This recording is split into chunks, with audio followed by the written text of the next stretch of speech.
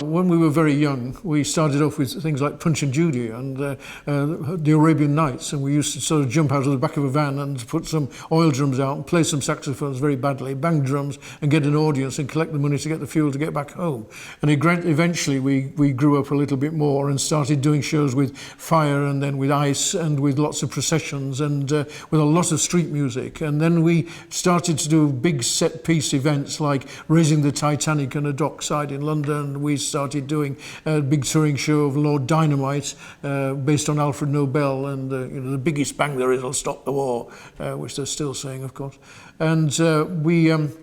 we did a lot of touring in caravans, and then we settled in Ulverston and did a 7-year residency in Barrow-in-Furness, where we did everything from a whole tapestry of plays and stories and reminiscence pieces about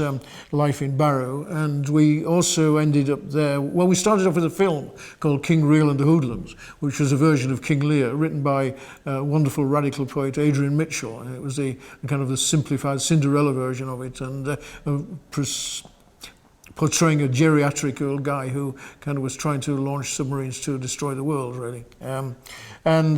We also did, finally, then a similar piece on similar themes called The Golden Submarine, when Lord Shelbent arrives with a kind of siege carriage of missiles and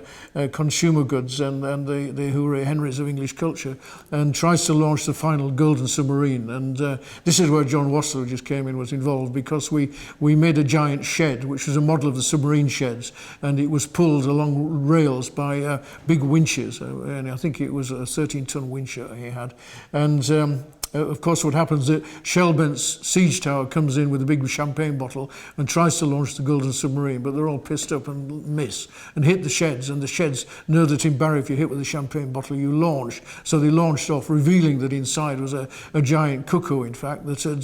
had taken over the nest and eaten out all the creative souls of all the people in Barrow.